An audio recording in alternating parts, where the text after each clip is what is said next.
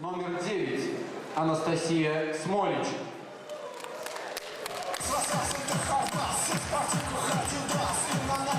Как вы уже поняли, Настя живет в Серебрянке.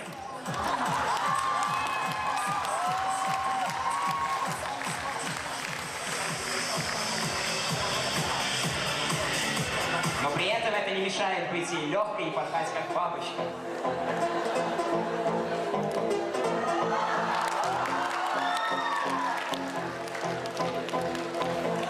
Настя стройная, как балерина.